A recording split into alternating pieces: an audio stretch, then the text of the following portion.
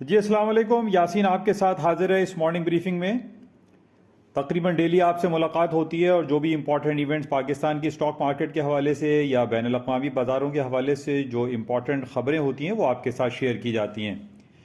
आज इस महीने का आखिरी दिन है, 31 अक्टूबर आज डेट है। दिन आज हो गया है बरोज़ पीर। इस हफ्ते का पहला वर्किंग डे है, लेकिन आज मंथली क्लोजिंग के हवाले से बड़ा इंपॉर्टेंट डे रहेगा। जैसे कि हमेशा मैंने आपसे ये कहा है कि जो मंथली क्लोजिंग या वीकली क्लोजिंग या क्वार्टरली या ईयरली क्लोजिंग्स होती हैं उसकी ऑन टेक्निकल ग्राउंड्स पे बड़ी अहमियत होती है। तो बहरहाल आज हमारे पास जो दिन है वो मंथली क्लोजिंग के हवाले से 31 अक्टूबर आज डेट है।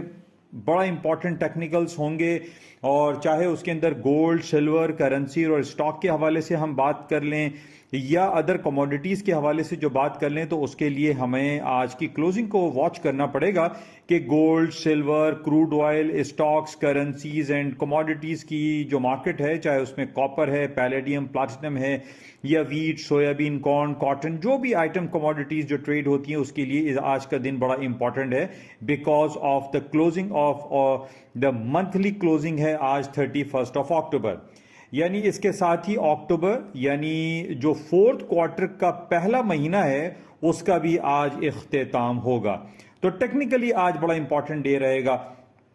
अच्छा, इसके अलावा आपने पिछले हफ्ते देखा कि बहुत सारी खबरें हमारे सामने आती रही। अमेरिका की consumer price index, PPI, CPI, ये तमाम रिपोर्टें हमारे सामने रहीं। और इसके अलावा अमेरिका की जो देव व्हीकल कंपनीज हैं, यानी जिसके अंदर Amazon, Apple, alphabet, Google, Microsoft, Facebook, जिसका अब नया नाम मेटा वर्स या मेटा के नाम से हम जानते हैं, इन तमाम की जो रिपोर्ट्स हमारे सामने पेश आई वो बड़ा मिला जुला रुझान रहा। अच्छा, इस जो बड़ी बड़ी कंपनीज थी उनके ऊपर मार्केट में बहुत ज़्यादा भूचाल जैसी कैफियत नहीं रोनुमा हुई और उसकी वजह सिर्फ हम यही समझ सकते हैं क्योंकि आज से 2 दिन के बाद यानी 2 नवंबर को अमेरिका के central bank federal reserve bank अपनी झेली कमेटी यानी FOMC अपने इंटरेस्ट रेट का अनाउंसमेंट करेगी। और ये हम जानते हैं कि जब भी इंटरेस्ट रेट की जो सिलसिला शुरू होता है उससे कबल जो है मार्केट थोड़ी सी रिलक्टेंट हो जाती है, उसमें बहुत ज़्यादा उतार चढ़ाव नहीं आता क्योंकि पूरी दुनिया के जो सरमायादार हैं, पूरी दुनिया में काम करने वाले, चाहे वो फिजिकल ट्रेड करते हैं या वर्चुअल ट्रेड करते हैं या जो स्क्रीन ट्रेडिंग जिसको हम कहते हैं, या फॉरेक्स मार्केट में या गोल्ड की मार्केट जो इलेक्ट्रॉनिक ट्रेड होती है, उसमें जो लोग हैं वो बड़े मोहतात हो जाते हैं और वो लोग इसमें इंतज़ार करते हैं कि आया अमेरिका अपने शरह सूद में जो इजाफा पिछले 3 बार मुस्तकिल 75 बेसिस पॉइंट कर चुका है, क्या वो आइंदा भी अपने शरह सूद में इजाफे को बरकरार रखेगा या नहीं। इस हवाले से लोग काफ़ी मोहतात हो जाते हैं, एहतियात बरतते हैं और बड़ी इन्वेस्टमेंट नहीं करते। इसी वजह से हमने ये देखा कि पिछले हफ्ते जो बड़ी बड़ी देव व्हीकल कंपनीज की जो रिपोर्टें आई उस पर कोई बहुत ज़्यादा उतार चढ़ाव बाजारों में नहीं आया। बहरहाल मुख्तलिफ खबरें चलती रहीं पिछले हफ्ते के जनाब वो जी जिनपिंग साहब जो चाइनीज़ प्रेसिडेंट हैं वो दुनिया के या चाइना की तारीख के सबसे ताकतवर जो है वो प्रेसिडेंट बन गए हैं, यानी वो 3rd टाइम के लिए भी सदर मुंतखब हो गए हैं। वहाँ की जो चाइनीज़ कांग्रेस पार्टी थी उन्होंने उनको मिस्टर जी जिनपिंग को एक्सेप्ट कर लिया और वो 3rd टाइम के लिए वहाँ पर प्रेसिडेंट इलेक्ट हो गए। तो बहरहाल ये सारी खबरें चलती रही, लेकिन आज हमारे पास जो सबसे इम्पॉर्टेंट खबर जो रहेगी आज के हवाले से, क्योंकि आज मंथली क्लोजिंग है और 2 दिन के बाद जो सबसे इंपॉर्टेंट खबर है वो यही है कि अमेरिका के सेंट्रल बैंक अपने शरह सूद का ऐलान करने जा रहा है। और कहा यही जा रहा है, जो फोरकास्ट हमारे पास अवेलेबल है कि अमेरिका अपने इंटरेस्ट रेट को 3.25% से बढ़ाकर 4% कर देगा, जो कि अराउंड तकरीबन 7-8 साल के बाद हम ये भाव देखेंगे कि अमेरिका अपने शरह सूद को मुस्तकिल इजाफा कर रहा है और 4% तक चला जाएगा।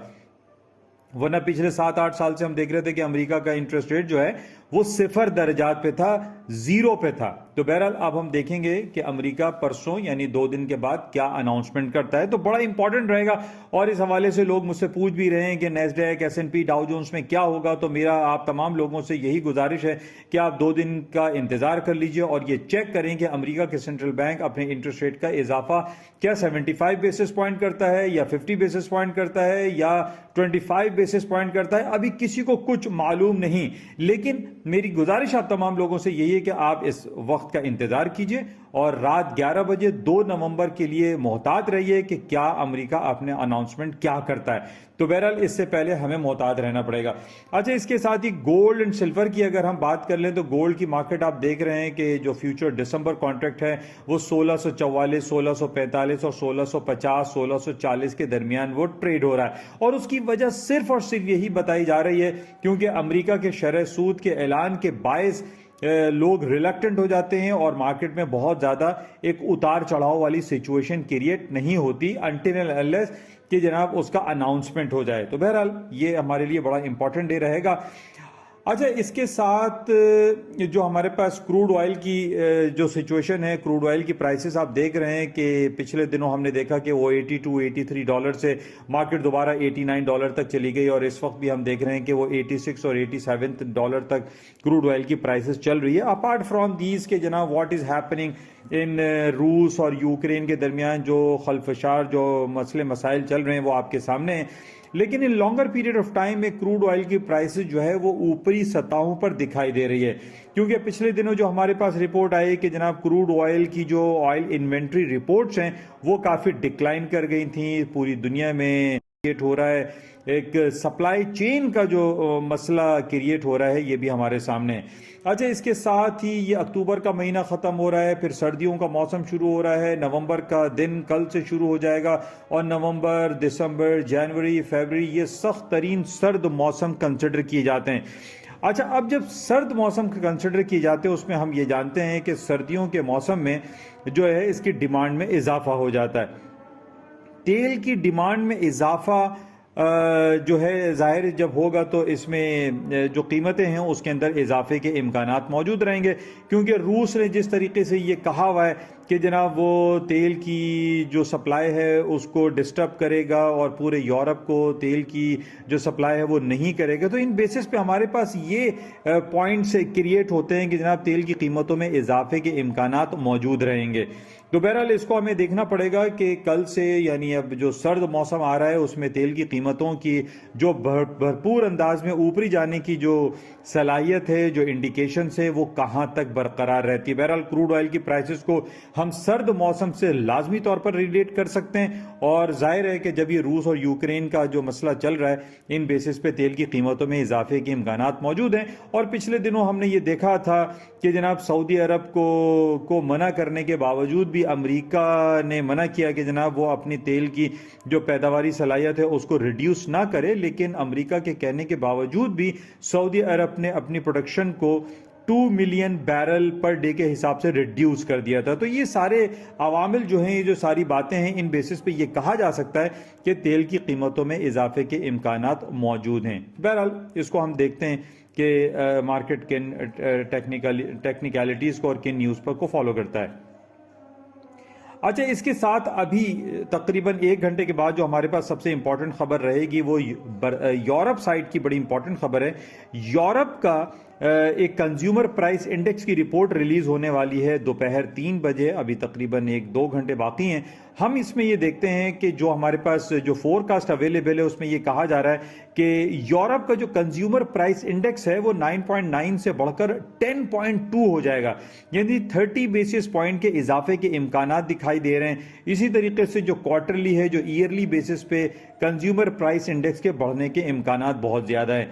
तो बहरहाल इसको हम चेक में रखते हैं कि अब से 2 घंटे के बाद तकरीबन जो कंज्यूमर प्राइस इंडेक्स के जो नंबर्स रिलीज होंगे यूरोपियन इकोनॉमी के हवाले से वो क्या होते हैं। तो इन बेसिस पे हम ये कह सकते हैं कि यूरोप में चूंकि पिछले दिनों ने अपने इंटरेस्ट रेट में भी इजाफा किया और पूरी दुनिया में जो इंटरेस्ट रेट बढ़ाने का जो सिलसिला है वो जारी व सारी है, तो इन बेसिस पे ये कहा जा सकता है कि अगर कंज्यूमर प्राइस इंडेक्स की जो नंबर्स हैं वो प्लस में आते हैं तो माइट पॉसिबल कि यूरोपियन सेंट्रल बैंक भी अपने इंटरेस्ट रेट को मजीद बढ़ा सकता है। तो जब बढ़ाने की जो बातें हमारे सामने आती हैं तो इन बेसिस पे ये कहा जा सकता है कि यूरो जो तकरीबन अपने 20-22 साल के लोएस्ट लेवल पे मार्केट चल रही है, यहाँ से मार्केट बाउंस बैक करे और ऊपरी सतहों पर जाने की कोशिश करे। तो बहरहाल ये रिपोर्ट आने के बाद ही हम चेक करते हैं कि क्या कुछ होगा। लेकिन दोबारा इस कंज्यूमर प्राइस इंडेक्स के जो नंबर्स रिलीज होने हैं इसको मैं रिलेट करूंगा 2 दिन के बाद जो अमेरिका की सेंट्रल बैंक की रिपोर्ट आने वाली है उससे ये काफी रिलेट होगा, क्योंकि जिस तरीके से कंज्यूमर प्राइस इंडेक्स की या सीपीआई के नंबर्स बढ़ते हैं और फिर दूसरी तरफ हमारे पास अमेरिका के सेंट्रल बैंक ये अनाउंस कर देता है कि वो इंटरेस्ट रेट बढ़ाएगा, तो ये प्रेशर बहुत ज्यादा बिल्डअप हो जाएगा यूरोपियन सेंट्रल बैंक के ऊपर कि वो भी अपने शरह सूद में इजाफा करें। तो इन बेसिस पे हम ये जरूर कह सकते हैं कि इंडिकेशन पॉजिटिव है, यूरो करेंसी की मार्केट ऊपर जा सकती है। तो बहरहाल ये तो नंबर रिलीज होने के बाद ही पता चलेगा। लेकिन वेरी इंपॉर्टेंट खबर है, 2 घंटे के बाद तकरीबन ये रिपोर्ट शाया हो जाएगी और इसमें हम चेक में रखेंगे कि आया क्या होता है, क्या यूरोपियन सेंट्रल बैंक अपने शरह सूद बढ़ाने के हवाले से कुछ ऐलान कर सकता है कि नहीं, on the basis of this CPI report जो तकरीबन 2 घंटे के बाद रिलीज होगी। तो बहरहाल ये इंपॉर्टेंट खबरें आपके साथ शेयर की गई हैं। होपफुली इससे कुछ ना कुछ आपको इस्तेफादा हासिल होता होगा। लेकिन आप तमाम लोगों से मैं यही गुजारिश करूंगा कि 2 दिन के बाद यानी 2 नवंबर को जो अमेरिका अपने सेंट्रल बैंक का ऐलान करेगा उससे पहले आप अपनी किसी बड़ी इन्वेस्टमेंट को, अपने पोर्टफोलियो को बड़ी इन्वेस्टमेंट में ना लगाएं।